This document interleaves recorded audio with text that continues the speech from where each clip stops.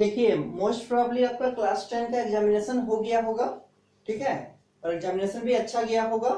तो अब क्लास 11 में अगर आप मैथ सब्जेक्ट चूज किए हैं तो ये आपका डिसीजन बहुत ही अच्छा है, क्योंकि मैथ्स के बिना आपका कोई भी आप अच्छा स्ट्रीम अच्छा लाइन में नहीं जा सकते हैं। सब में मैथ्स बहुत जरूरी है।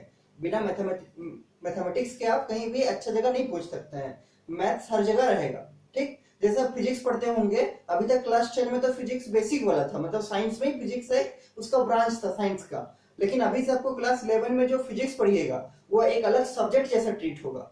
उसका एक अलग पेपर होगा, अलग उसका एग्जामिनेशन होगा, ठीक है। केमिस्ट्री का अलग एग्जामिनेशन होगा। तो फिजिक्स जैसे ही आप पढ़ने जाइएगा क्लास 11 का, क्लास 12 का, तो उसमें आपका मैथ बहुत मेजर रोल प्ले करेगा। मतलब उसका जितना मैथमेटिकल टर्म सब है मैथ में, वो सब डायरेक्टली उसका फॉर्मूला यूज करेंगे किसमें, फिजिक्स में। तो इसीलिए मैथ्स को जानना बहुत जरूरी है। बिना मैथ पढ़े आप इस सबको डील नहीं कर सकते, फिजिक्स भी अच्छा से स्टडी नहीं कर सकते हैं। केमिस्ट्री में भी आप आगे जाकर देखिए कि बहुत सारा ऐसा इक्वेशंस है जो कि सॉल्व करता है मैथ, और मैथ का जो रिजल्ट है उसको डायरेक्ट केमिस्ट्री में यूज करते हैं, ठीक है। तो ये सब मैथ्स का बेनिफिट है, मैथ्स का यूटिलिटी है। तो क्लास 11 का मैथ बहुत ही अच्छा मैथ्स है, और ये आपका क्लास 12 में भी काम देगा। और इवन आप अगर ग्रेजुएशन कीजिएगा फ्यूचर में जाके, बीएससी कीजिएगा, मैथ में ऑनर्स कीजिएगा, तो आपका जो बेस होगा वो क्लास 11 ही तैयार करेगा, ठीक है। तो क्लास 11 का मैथ्स का बहुत ही यूटिलाइज है अपने जीवन में। तो क्लास 11 के जो मैथ्स है वो क्लास 10 के मैथ्स से थोड़ा सा उसका लेवल ऊपर है। जो आपका क्लास 10 का बेसिक बुक था स्कूल का, क्लास 10 का, उससे क्लास 11 का मैथ्स का जो बुक है उसका स्टैंडर्ड थोड़ा सा ज्यादा ऊपर है। तो इसलिए इसको थोड़ा सा अच्छा से पढ़ना होगा और थोड़ा सा कंसेप्चुअल पढ़ना होगा, ठीक है। ठीक, तो क्लास 11 का मैथ्स में बहुत से टॉपिक हैं। इसमें से कुछ कुछ टॉपिक, कुछ कुछ चैप्टर्स ऐसे भी हैं जो आप क्लास 10 में जिसका बेस पढ़ चुके हैं। जैसे आप अरिथमेटिक प्रोग्रेशन का नाम ले सकते हैं, तो एपी जिसको बोलते हैं। तो अरिथमेटिक प्रोग्रेशन आप पढ़े हैं क्लास 10th में, उसका बेसिक, ठीक। तो उसका अरिथमेटिक प्रोग्रेशन का ही एडवांस एक फॉर्म है सीक्वेंस एंड सीरीज, वो क्लास 11 में पढ़ना है। जैसे क्लास 10 में आप सर्कल के बारे में पढ़ चुके हैं, तो यहाँ पर भी आपको सर्कल के बारे में थोड़ा एडवांस पढ़ाया जाएगा क्लास 11 में, ठीक। जैसे आप क्लास 10th में प्रोबेबिलिटी पढ़े हैं, तो क्लास 11 में भी वैसे प्रोबेबिलिटी भी आपको स्टडी कराया जाएगा, लेकिन उसका भी मॉडल थोड़ा एडवांस्ड होगा। हर एक चीज का मॉडल थोड़ा एडवांस्ड पढ़ेंगे, क्योंकि क्लास 11 है, 10th क्लास नहीं है, ठीक। तो इसमें से और एक टॉपिक है जो आपका क्लास 10 में शायद बहुत इंटरेस्टिंग रहा होगा अगर आप पढ़े होंगे तो, और जिसका प्रैक्टिकल एग्जांपल भी आप देखे होंगे, उसका नाम है क्या, ट्रिगोनोमेट्री। और जिसका प्रैक्टिकल एग्जांपल उसके बाद वाला चैप्टर में था क्लास 10th में, जिसका नाम था हाइट एंड डिस्टेंस। तो क्लास 10 में आप पढ़े होंगे हाइट एंड डिस्टेंस, ठीक। बहुत ही इंटरेस्टिंग चैप्टर था। तो ये चैप्टर क्लास 11 में भी है, ट्रिगोनोमेट्री है, और ये 10 का सब कंसेप्ट की यूज करेगा, और फिर 11 का अपना कंसेप्ट उसके बाद आएगा इसमें, मतलब नया नया कंसेप्ट आएगा। तो क्लास 11 में आपका जो मेनली टॉपिक्स है वो तकरीबन 15-16 चैप्टर है। आपका जो टेक्स्ट बुक है उसमें, ठीक है, उसमें तकरीबन अमूमन 15-16 चैप्टर उसमें है। और उसमें से जो हम लोग आज शुरू करने जा रहे हैं वो उस चैप्टर को हम लोग स्टार्ट करेंगे जो क्लास 10 में भी था, जिसका बेसिक, ताकि आपको सुविधा हो समझने में, और जिसका हेल्प से आप लोग क्लास 12 का मेजर पोर्शन को कवर कर सकते हैं। क्लास 12 जो आपका बोर्ड एग्जामिनेशन होगा उसमें आपका 100 मार्क्स का क्वेश्चन आएंगे, ठीक है। तो 100 मार्क्स का जो क्वेश्चन आपको आएंगे, तो उसमें से 100 में तकरीबन 60-70 नंबर का लिंक ट्रिगोनोमेट्री चैप्टर से है, जो क्लास 11 में पढ़ना है ट्रिगोनोमेट्री आपको। तो हम लोग इसलिए क्लास 11 का कौन सा चैप्टर शुरू कर रहे हैं, ट्रिगोनोमेट्री। तो कॉपी में एक अच्छा कॉपी बनाइएगा, फ्रेश साफ सुथरा बड़ा कॉपी बनाइएगा, उसमें फ्रेश पेज में हेडिंग लिखिए, ऊपर में ट्रिगोनोमेट्री। नाम सुने होंगे आप लोग, ट्रिगोनोमेट्री, TRIGONOMETRY,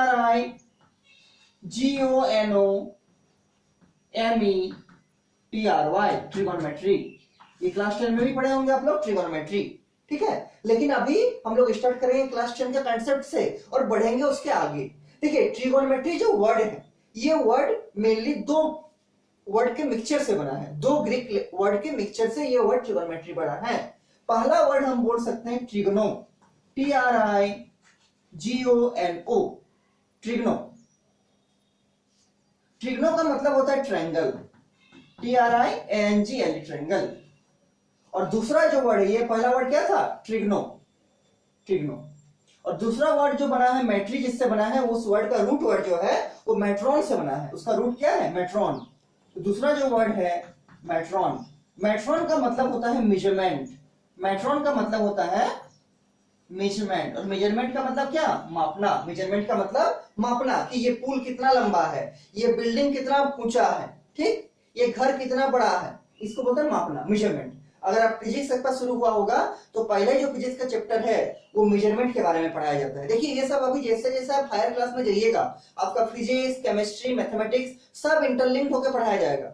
मतलब आप देखिएगा फिजिक्स का कुछ कुछ कंसेप्ट मैथ का यूज करेगा, मैथ में कुछ फिजिक्स का यूज आएगा, ठीक है, सब एक साथ मिक्स होते जाएगा धीरे धीरे। और जैसे आप हायर एजुकेशन में एमएससी लेवल तक पहुंचिएगा, मास्टर्स कीजिएगा, तब उसमें देखिएगा आपका अगर आप फिजिक्स में ऑनर्स करते हैं तो फिजिक्स में कुछ कुछ टॉपिक मैथ्स का मिलेगा, मैथ्स ऑनर्स करते हैं तो कुछ कुछ टॉपिक फिजिक्स का मिलेगा, सब इंटरमिक्स्ड हो जाएगा। और ये हायर एजुकेशन है, ठीक है। तो इसीलिए ट्रिगोनोमेट्री वर्ड किससे बना है, पहला ट्रिगोनो, ट्रिगोनो का मतलब होता है ट्रायंगल, और दूसरा मेट्रॉन, मेट्रॉन का मतलब होता है मेजरमेंट, और ये दोनों ग्रीक वर्ड है। तो इसीलिए ट्रिगोनोमेट्री का लिटरली मीनिंग क्या निकला कि ट्रिगोनोमेट्री मैथमेटिक्स का वो ब्रांच होता है। Trigonometry is that branch of mathematics in which we deals or we study about what, about triangles measurement। Triangle में बहुत सारे चीज होते हैं, ट्रायंगल के साइड होते हैं, ट्रायंगल के एंगल होते हैं। तो trigonometry is that branch of mathematics, ये मैथमेटिक्स का वो ब्रांच है जिसमें हम किसी भी ट्रायंगल का मेजरमेंट करते हैं, मेजरमेंट के बारे में पढ़ते हैं। जैसे ट्रायंगल का साइड्स के बारे में पढ़ेंगे, ट्रायंगल का एंगल्स के बारे में पढ़ेंगे, और ट्रायंगल का साइड और एंगल में क्या रिलेशन है उसके बारे में पढ़ेंगे, और भी बहुत सारे चीजों को इसमें स्टडी करेंगे, ठीक। जैसे ट्रायंगल का नाम लिए, इसमें एक चीज छुपा हुआ है, क्या, एंगल। ट्रायंगल में एक वर्ड छुपा हुआ है, क्या, एंगल। तो पहले समझते हैं एंगल क्या होता है। तो इसके बाद आप लोग हेडिंग लिखिए angle, what do you mean by angle. इसके बाद आप लोग हेडिंग लिखिए नीचे में, और ये सब नोट करते चलिए, what do you mean by angle. आप लोग सब नाम सुने हैं एंगल, इसको हिंदी में बोलते हैं कोण, इसको हिंदी में बोलते हैं कोण। देखिए एंगल कैसे करेंगे, तो एंगल के लिए देखिए आपको हम समझाते हैं। जैसे आप लोग रे के बारे में जानते हैं, रे क्या होता है, मान लीजिए एक हम रे खींचते हैं, तो रे कैसा होता है, एक पॉइंट उसका फिक्स होता है और एक स्ट्रेट लाइन होता है, और दूसरा पॉइंट जितना भी लंबा चाहे हम उसका खींच सकते हैं, लेकिन हम इसको इधर नहीं बढ़ा सकते, इसको क्या बोलते हैं, रे, ठीक। आप लोग लाइन सेगमेंट, लाइन रे के बारे में प्रीवियस क्लास में पढ़ चुके हैं, क्लास 7 में, क्लास 8 में, 6 में, वही हम उसका रे का यूज कर रहे हैं। व्हाट इज रे, रे का एक पॉइंट फिक्स होता है, अब इसको इधर नहीं बढ़ा सकते हैं, और दूसरा इसका जो एंड है वो कितना भी दूर बढ़ा सकते हैं, इसको क्या बोलेंगे, रे बोलेंगे। तो क्या करेंगे, पहले हम एक रे को लेंगे, ऐसे क्या लिए, एक रे को लिए, ठीक। अब देखिए इस रे को हम, मान लीजिए इस रे को हम इस स्केल से दिखा रहे हैं, ऐसे इस रे को स्केल से दिखा रहे हैं, और अभी हम इस रे को स्केल से दिखाए, उसके बाद इसको कुछ ऊपर उठाएंगे या नीचे ले जाएंगे, चेंज करेंगे पोजीशन। पहले रे यहाँ था, अभी हम इसको ऐसे उठाएंगे, मान लीजिए ऐसे ऊपर, या फिर पहले रे ऐसा था, अभी हम इसको ऐसे नीचे उतारेंगे, ऐसे क्या करके, इसका जो फिक्स्ड पॉइंट है उसको फिक्स्ड रखें, इसका जो एंड आपका बढ़ेगा नहीं घटेगा नहीं, ये जो फिक्स्ड एंड है इसको फिक्स्ड रख के क्या कर रहे हैं, इसको, इस रे को हम लोग कुछ ऊपर ले जाना चाह रहे हैं, इसका पोजीशन चेंज करना, या फिर कुछ नीचे करना चाह रहे हैं। मान लीजिए इसको हम ऐसा ले जाके, ऐसे ऊपर ले जाके यहाँ रख दिए, यहाँ पर, तो कैसा बनेगा, तो ये डायग्राम ऐसा बनेगा, ऐसा आ जाएगा, ठीक। ये रे का मान लीजिए हम नाम देते हैं, जो फिक्स पॉइंट है उसका हम नाम देते हैं ओ। ये जो इसका एरो वाला हेड है जिसका हम एक्सटेंशन कर सकते हैं, इसका नाम मान लीजिए देते हैं, स्टार्टिंग में था ए, और अब कुछ डिस्टेंस मूव करके ये पहुंच गया कहां पर, ये पहुंच गया मान लीजिए बी पर। हम चाहे तो इसको यहां से भी कुछ ऐसा मूव कर सकते हैं by keeping the O as fixed point. O को मूव नहीं करना है, ओ को एक ही जगह रख के अब इसको मूव कर सकते हैं। तो मान लीजिए अभी ये मूव करके हम इधर ले आए ऐसे, ठीक। तो इसके बीच में क्या हुआ देखते हैं, क्या कि ये जो ओरिजिनली पॉइंट ए में था, ओ ए जो आपका रे है, वो जैसे ही ओबी में पहुंच गया तो इसके बीच में कुछ चेंज हुआ, इसके बीच में कुछ चेंज हुआ। देखिए ये जो लेंथ है ओ ए और ओबी, ये चेंज नहीं होगा। अगर आप एक फिक्स्ड लंबाई का धागा लेंगे और धागा को मान लीजिए उसका एक एंड को पकड़ के रखेंगे ऐसे, और दूसरा एंड को उसको मूव कराइएगा ऐसे, तो इसका धागा का लंबाई तो चेंज नहीं होगा। और अगर धागा का लंबाई चेंज नहीं होगा तो आपका ओ ए का लेंथ और ओबी का लेंथ भी चेंज नहीं करेगा, ठीक। तो ओ ए ओबी तो चेंज नहीं हुआ, लेकिन कुछ तो चेंज हुआ। तो क्या चेंज हुआ, तो इसका ये बीच वाला चीज चेंज हुआ, ये वाला, ये पहले यहां था अभी यहां उठ गया, और इसी बीच वाला चीज को बोलते हैं क्या, एंगल। इसी बीच वाला चीज को क्या बोलते हैं, एंगल। ये वाला जो है क्या है आपका, ये वाला, ये आपका एंगल है, क्या है, एंगल। उसी तरह ये जो मान लीजिए अगर हम ओए से नाप रहे हैं, तो ओए से पहले ओए ऐसा था और अभी ऐसा उठ गया, मान लीजिए पॉइंट सी है आपका, ठीक। तो ओए से ओसी में चला गया, तो ये वाला जो है ये क्या है, ये आपका एंगल।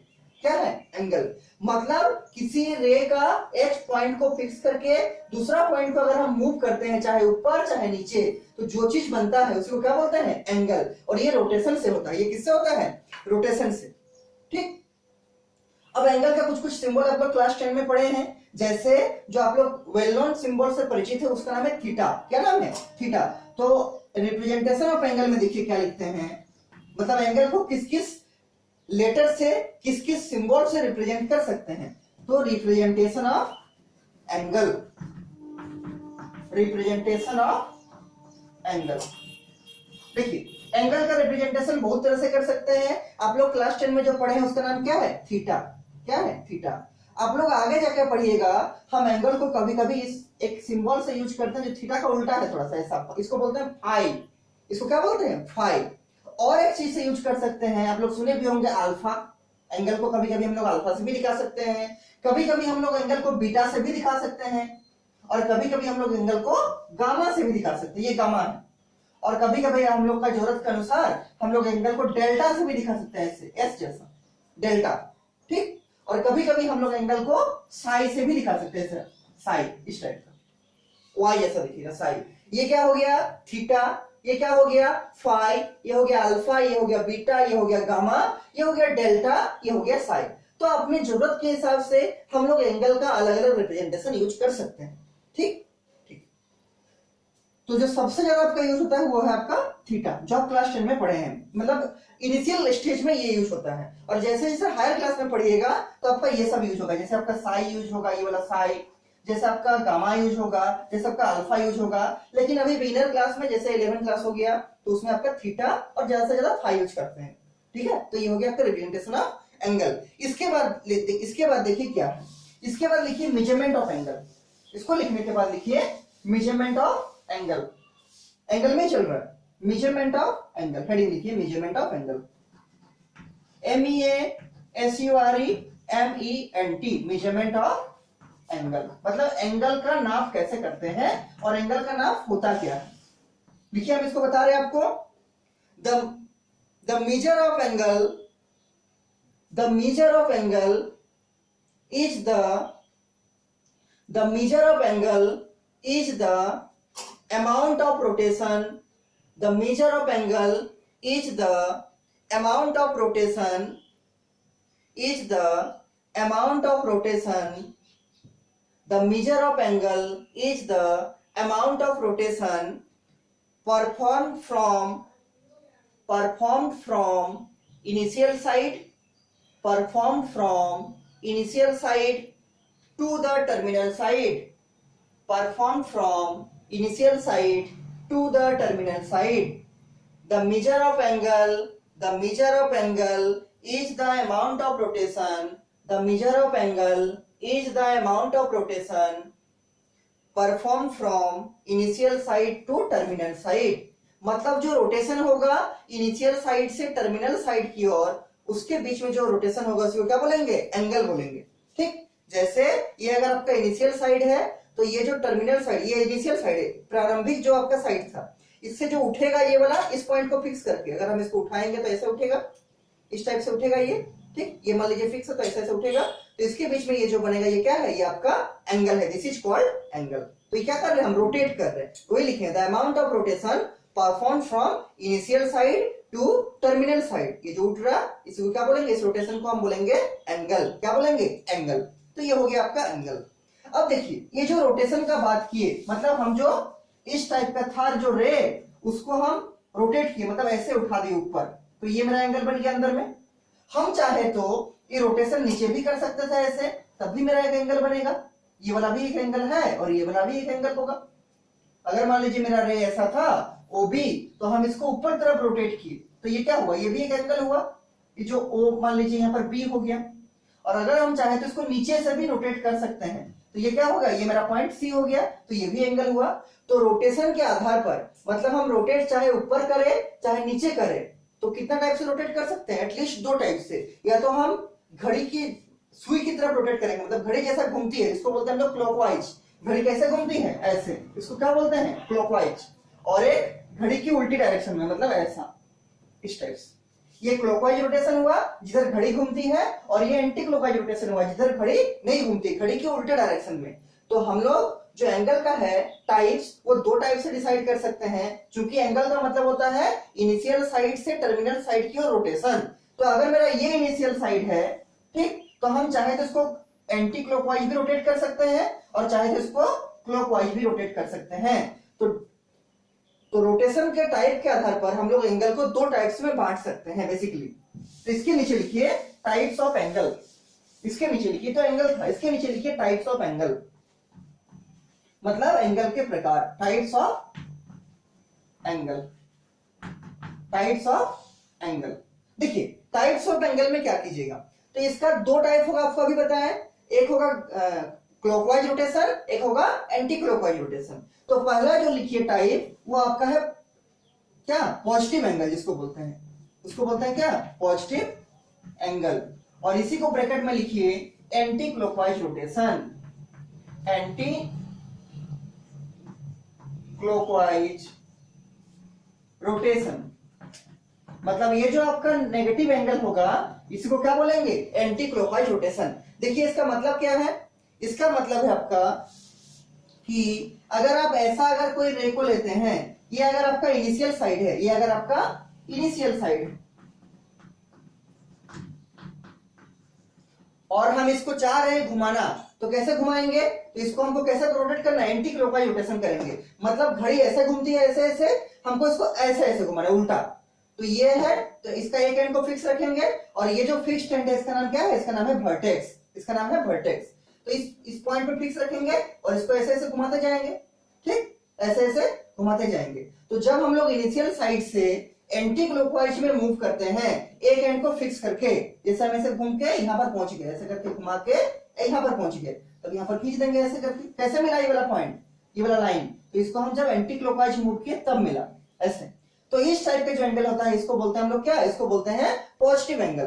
पॉजिटिव एंगल क्या होता है, एंटी क्लॉकवाइज रोटेशन से मिलने वाला एंगल को ही बोलते हैं क्या, पॉजिटिव एंगल। ये इनिशियल साइड हुआ, ये आपका टर्मिनल या फाइनल साइड हुआ, terminal side, TERMINAL, terminal side, ठीक, जहां से ये शुरुआत किया साइड में और जहां खत्म हुआ। तो जो एंगल एंटी क्लॉकवाइज रोटेशन करने से मिलता है उस एंगल को बोलते हैं हम लोग पॉजिटिव एंगल। और ये कैसा होता है, एंटी क्लॉकवाइज रोटेशन से प्राप्त होता है। तो ये आपका आ गया क्या, थीटा। नाम दे सकते हैं चाहेंगे तो, इस पॉइंट का नाम दीजिए, मान लीजिए O, ये जो वर्टेक्स है इसका नाम दे सकते हैं आप A, कैपिटल A, और इसका नाम दे सकते हैं कैपिटल B, ठीक। तो angle AOB is a positive angle because here the rotation performed is in anti-clockwise direction। तो ऐसा एंगल जिसमें रोटेशन एंटी क्लॉकवाइज में करने के बाद हमको एंगल मिलता है, उस एंगल को बोलेंगे क्या, पॉजिटिव एंगल। इसका जो सेकंड टाइप आपको मालूम भी चल रहा होगा, उसमें क्या करेंगे, उसमें जो रोटेशन होगा वो घड़ी के डायरेक्शन में होगा, मतलब क्लॉकवाइज डायरेक्शन में होगा। अगर ये रे है तो उसमें नीचे उतरेंगे, ऐसे घड़ी के डायरेक्शन में होगा, ठीक। तो इसके बाद सेकंड नंबर लिखिए, जो आपका एंगल है उस एंगल का नाम है आपका नेगेटिव एंगल। सेकंड नंबर का जो आपका एंगल है उसका नाम है आपका नेगेटिव एंगल। सेकंड नंबर लिखिए, नेगेटिव एंगल क्या होता है। तो नेगेटिव एंगल का क्या बताए थे कि क्लॉकवाइज रोटेशन होगा, तो इसमें ब्रैकेट में लिखिए क्लॉकवाइज रोटेशन, मतलब घड़ी जैसे घूमती है, घड़ी कैसे घूमती है, ऐसे ऐसे। तो ऐसे ही आपको एंगल भी लेना है, ठीक। तो देखिए क्या करेंगे इसमें भी, तो इसमें भी हम पहले एक इनिशियल साइड ले लेंगे, ये वाला, ये मान लीजिए पॉइंट था O, ये पॉइंट था मान लीजिए A, और ये मेरा साइड कैसा है, ये इनिशियल साइड, इनिशियल साइड या इनिशियल रे, जो भी बोल सकते हैं। अब क्या करना है, हमको क्लॉकवाइज डायरेक्शन में इसको रोटेट करना है। तो क्लॉकवाइज का मतलब क्या, जैसे घड़ी घूमती है क्लॉक के जैसे, इसी को बोलते हैं क्लॉकवाइज। तो घड़ी ऐसे ऐसे घूमती है, तो इसको भी हमको ऐसे ऐसे घुमाना है। तो ये है मेरा, हम स्केल रखे इसके ऊपर, इसको हम क्लॉकवाइज में कैसे घुमाएंगे, तो ऐसे क्लॉकवाइज घूमेगा, ऐसा था ऐसे घूमेगा, ठीक। तो जो एंगल बनेगा उसको क्या बोलेंगे, नेगेटिव एंगल। तो इसको हम खींच देते हैं ऐसे करके, ऐसा था, अभी नीचे कुछ आके घूमेगा, तो ये मान लीजिए ऐसा हो गया। ये जो पॉइंट आया इसका नाम B, और ये जो एंगल बना इसी एंगल को क्या बोलेंगे, नेगेटिव एंगल। और ये जो साइड हुआ फाइनल साइड, इसको क्या बोलेंगे, टर्मिनल साइड, इसको बोलेंगे टर्मिनल साइड। ये हो गया आपका इनिशियल साइड जहां से शुरू हुआ था, और ये हो गया आपका टर्मिनल साइड, और ये जो बीच का एंगल है उसी एंगल को क्या बोलेंगे, इसी एंगल को बोलेंगे हम लोग नेगेटिव एंगल। इसमें रोटेशन कैसा हुआ, इसमें rotation anti clockwise, rotation clockwise हुआ। कैसा हुआ, क्लॉकवाइज, नीचे तरफ। ठीक, तो क्लॉकवाइज रोटेशन से मिलने वाला एंगल हमेशा नेगेटिव एंगल कहलाता है, जैसे घड़ी जिधर से घूमती है वैसा वाला एंगल। तो क्लॉकवाइज रोटेशन से मिलने वाला एंगल हमेशा क्या कहलाता है, नेगेटिव एंगल। और जो एंगल एंटी क्लॉकवाइज रोटेशन से मिलता है उसको बोलेंगे पॉजिटिव एंगल। और आपका जो बुक में है वो मैक्सिमम जो क्वेश्चन है वो आपका पॉजिटिव एंगल का कांसेप्ट से ही बनाया गया है। तो पॉजिटिव एंगल का मतलब जो एंटी क्लॉकवाइज रोटेशन से घूमती है, और नेगेटिव एंगल का मतलब जो क्लॉकवाइज रोटेशन से घूमती है, मतलब घड़ी के डायरेक्शन में। इसको याद रखिएगा। तो ये हुआ आपका टाइप्स ऑफ एंगल। ठीक, अब एक चीज देखिए इसके बाद, ये तो हो गया हमारा एंगल, ये तो हो गया हमारा एंगल। इसके बाद देखिए जो एक टॉपिक है आपका, उसमें पहुंचने से पहले हमको एक चीज का जरूरत पड़ेगा, उसका नाम है सर्कल। सर्कल को हिंदी में बोलते हैं ब्रीथ, सर्कल को हिंदी में बोलते हैं ब्रीथ, इंग्लिश में बोलते हैं सर्कल। What is circle? आप लोग क्लास 10 में पढ़ के आए हैं, 9 में पढ़े सर्कल के बारे में। Then what is circle, circle होता क्या है, इसलिए बता रहे हैं ताकि अभी सर्कल का बहुत जगह यूज करेंगे, सर्कल का बहुत जगह यूज करेंगे इसीलिए। तो व्हाट इज सर्कल? ठीक, तो देखिए सर्कल होता क्या है। तो सर्कल का जो एक्चुअल डेफिनेशन है उसको समझिए। तो सर्कल को डिफाइन करने के लिए हमको सबसे पहले एक प्लेन लेना पड़ेगा। जैसे ये बोर्ड मेरा प्लेन है पूरा, अब सर्कल को स्पेस में नहीं डिफाइन कर सकते हैं। अगर आप सर्कल को स्पेस में डिफाइन कीजिएगा, हवा में डिफाइन कीजिएगा, तो वो स्फीयर बन जाएगा, गोला जिसको बोलते हैं, स्फीयर, फुटबॉल जैसा। ठीक, लेकिन सर्कल तो फुटबॉल जैसा होता नहीं है, सर्कल तो प्लेट जैसा होता है, थाली जैसा होता है, गोल। ठीक है, तो इसको कहां डिफाइन करना पड़ेगा, इसको हमको प्लेन में डिफाइन करना है। जैसे ये बोर्ड मेरा प्लेन है, तो क्या करना है, सबसे पहले किसी भी प्लेन सरफेस में, सबसे पहले किसी भी प्लेन सरफेस में आप एक बिंदु लेंगे, बिंदु का मतलब point. First take a point on a plane surface.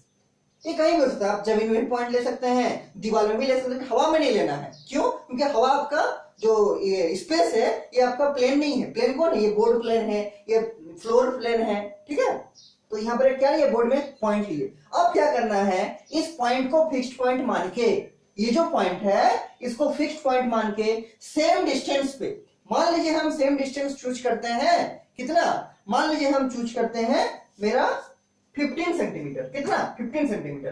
तो ये मेरा 15 सेंटीमीटर है स्केल में, तो इस फिक्स्ड पॉइंट से इस 15 सेंटीमीटर का डिस्टेंस में एक पॉइंट लगाएंगे।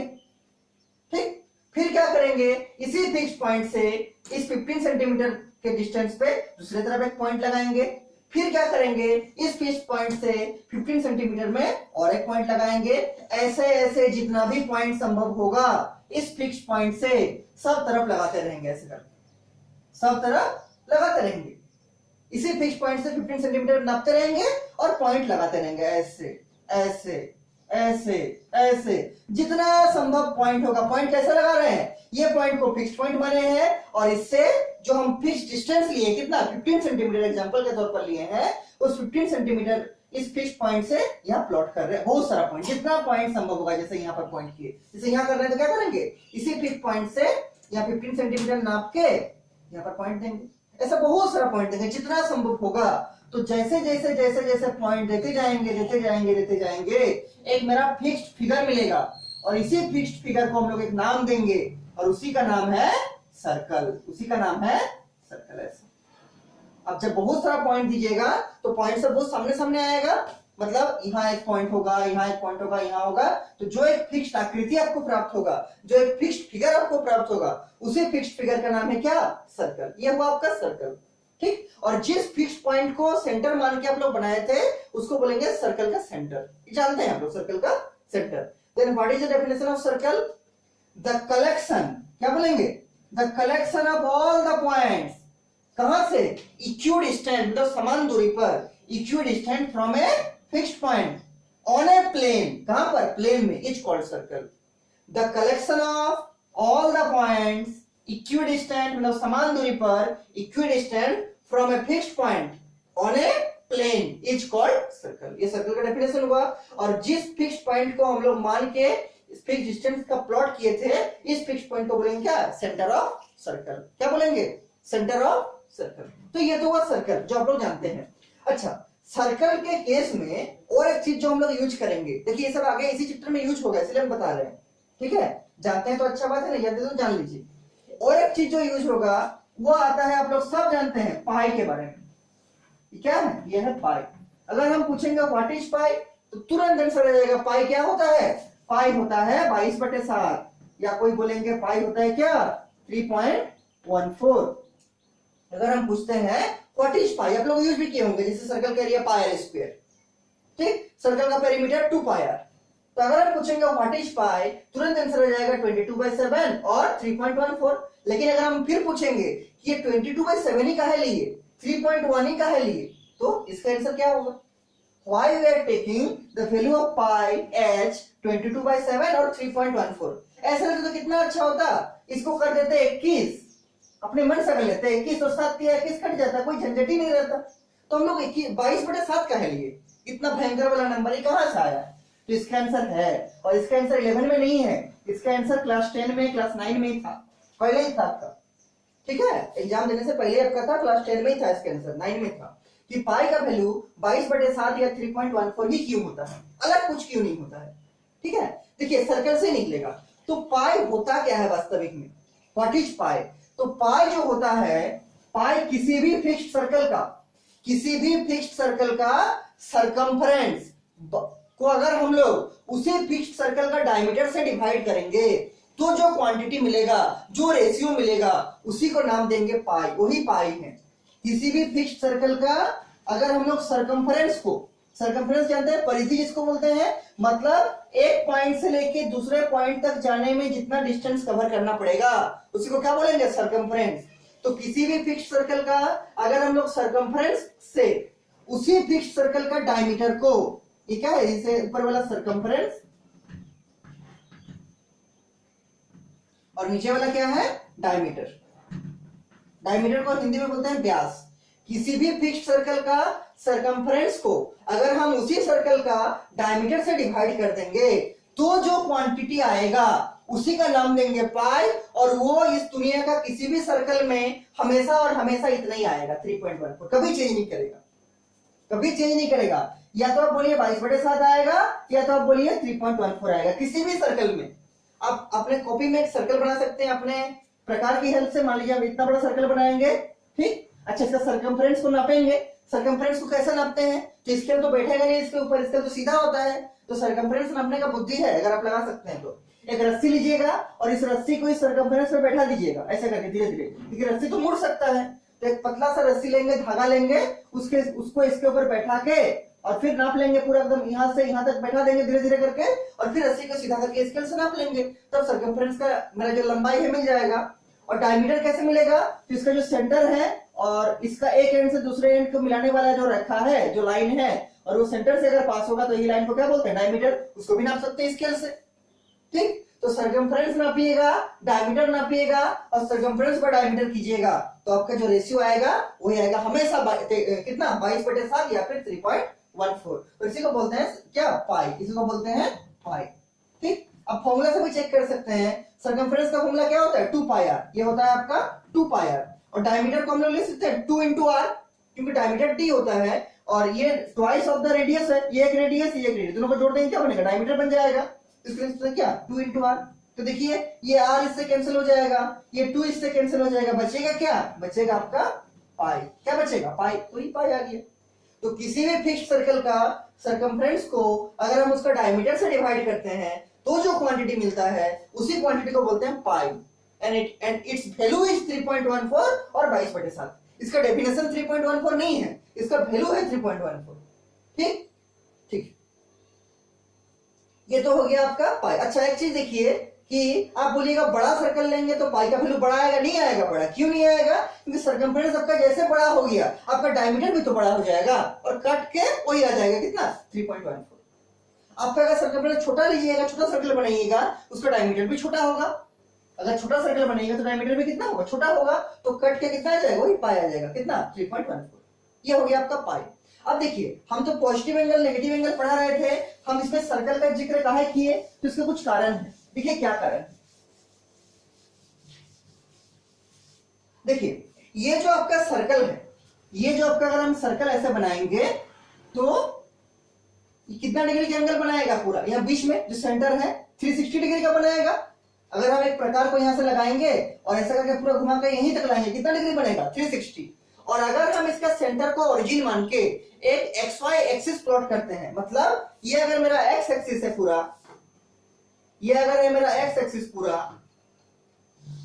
और ये अगर है मेरा Y एक्सिस पूरा, ऐसे पढ़े थे आप लोग। ये आपका है क्या पॉजिटिव X एक्सिस, ये आपका नेगेटिव X एक्सिस मतलब X डैश, ये अगर है आपका Y एक्सिस, और ये अगर है आपका Y डैश एक्सिस मतलब नेगेटिव Y एक्सिस, और ये क्या है ओरिजिन। तो हम लोग क्या किए, सर्कल को 4 भाग में डिवाइड कर दिए, और 4 भाग को बोलते हैं क्या क्वाड, 4 को बोलते हैं क्वाड। जैसे आप नाम सुनेंगे क्वाड्रिलेटरल, क्वाड्रिलेटरल मतलब 4 जिसमें भुजा होता है, ठीक है, 4 साइड्स होते हैं, क्या बोलते हैं क्वाड्रिलेटरल। तो 4 भाग में भाग कर दिए, तो इसका जो हर एक भाग होगा, अच्छा यहां से लेके यहां तक का कितना डिग्री का एंगल बना, तो यहां से लेके यहां तक कितना डिग्री बना 360 डिग्री। अगर हम कोण को ऐसा नापेंगे एंटी क्लॉकवाइज में तो बोलेंगे प्लस 360 डिग्री, और अगर हम लोग एंगल को नापेंगे ऐसे क्लॉकवाइज में ऐसा करके नापेंगे तो बोलेंगे माइनस 360 डिग्री। क्योंकि ये एंगल क्या है positive angle, anti clockwise rotation है, और ये वाला जो होगा ये क्लॉकवाइज रोटेशन होगा, तो ये नेगेटिव एंगल कहलाएगा। लेकिन एंगल कितना होगा 360 डिग्री ही होगा। तो यहां से यहां कितना हुआ 360 डिग्री। अब क्या किए, इसका बीच वाला पॉइंट को सेंटर मान के हम इसका 4 भाग कर दिए, और किसी भी चीज को 4 भाग करना क्या कहलाता है क्वाड, क्वाड कहलाता है, क्या क्वाड, QUAD क्वाड। तो इसका जो हर एक क्वाड का भाग होगा इसको बोलेंगे क्या quadrant.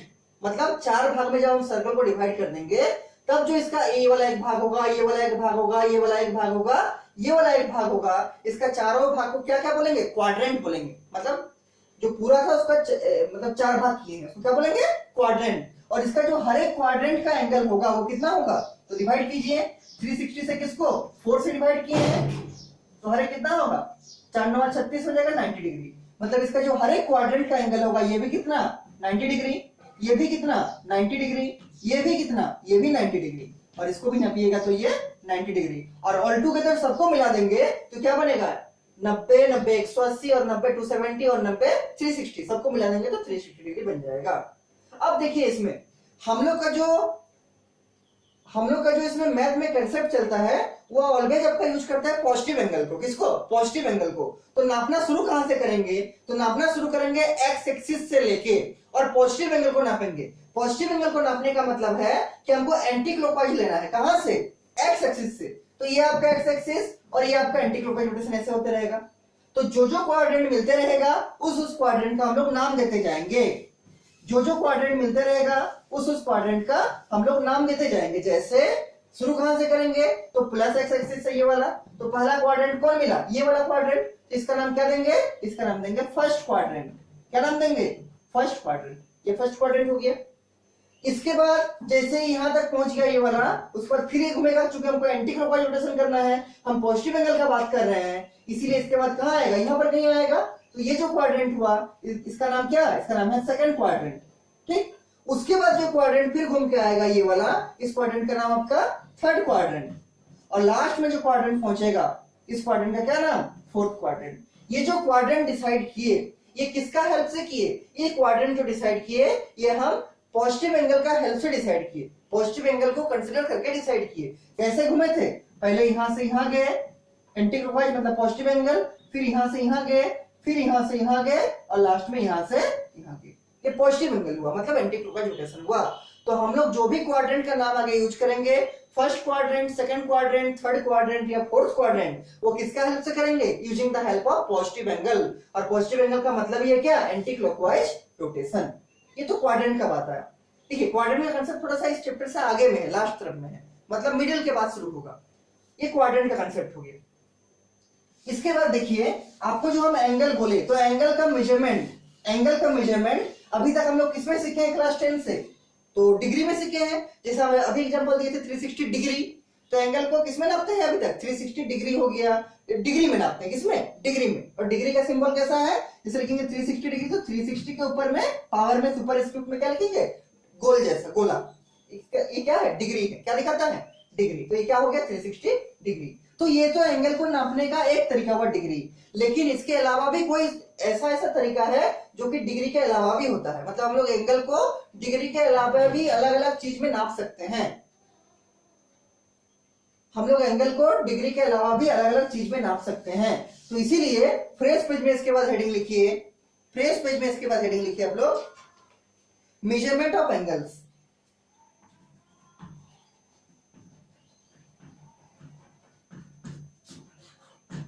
Measurement of angles, angle को किस किस में मेजर कर सकते हैं, मेजरमेंट ऑफ एंगल्स। दो तीन टाइप्स का इसमें मेजरमेंट है जो आपको बुक में पढ़ना है, ठीक है, उसी को हम बताएंगे। तो पहला जो है इसका मेजरमेंट का नाम, उसका नाम लिखिए सेक्साडेसिमल सिस्टम।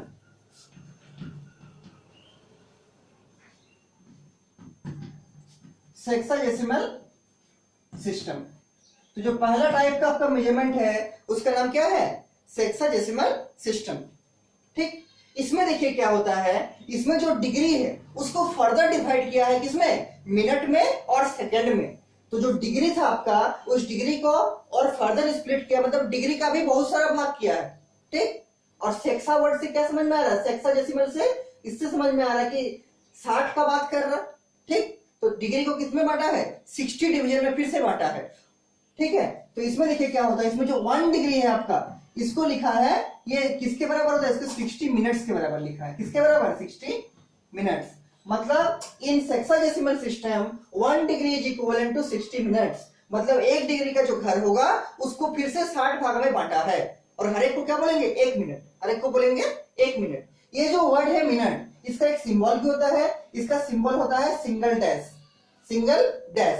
देखिए कैसे, 60 अगर मिनट लिखना है तो ऐसे पावर में डैश दे देंगे, ऐसे करके। ठीक, इस डैश का मतलब क्या है, इस डैश का मतलब है मिनट। तो 1 degree equal to how much minute, 60 minute. Minute को भी फर्दर डिवाइड किया है किसमें, मिनट के बाद कौन था, उसका छोटा मिनट कौन है, सेकंड। तो मिनट को भी फर्दर डिवाइड किया किसमें, सेकंड में। तो यहां पर लिखना है कि 1 मिनट बराबर 60 सेकंड, 60 सेकंड्स। 1 डिग्री में 60 मिनट और 1 मिनट में 60 सेकंड। और सेकंड का भी एक सिंबल होता है, इसका जैसा सिंगल डैश था, सेकंड के केस में डबल डैश आएगा। तो क्या लिखेंगे इसमें, 60 के ऊपर में डबल डैश। 1 डिग्री में 60 मिनट, 1 मिनट में 60 सेकंड। ये जो सिस्टम है जो इस टाइप का कन्वर्सन आपको कराता है कि 1 डिग्री में 60 मिनट होगा, 1 मिनट में 60 सेकंड होगा, इसी सिस्टम को बोलेंगे सेक्साडेसिमल सिस्टम। ठीक, कभी कभी आपके एग्जामिनेशन में क्वेश्चन देते हैं, दे सकते हैं 1-2 नंबर का, कि डिग्री को मिनट में बदलिए, डिग्री को सेकंड में बदलिए, मिनट को सेकंड में बदलिए, फिर सेकंड को डिग्री में बदलिए। ऐसा कन्वर्सन आ सकता है, आराम से कर सकते हैं। अभी क्वेश्चन हम कराएंगे इसके बाद। तो ये आपका पहला सिस्टम हुआ, किसका, सेक्साडेसिमल सिस्टम। ठीक, तो सेक्साडेसिमल वर्ड से क्या याद रखना है कि 60। ठीक, दूसरा जो आपका सिस्टम होता है, दूसरा जो सिस्टम होता है उसका नाम देखिए क्या है। दूसरा जो सिस्टम होता है उसका नाम है आपका सेंटिसाइमल सिस्टम। लिखिए CENTESIMAL,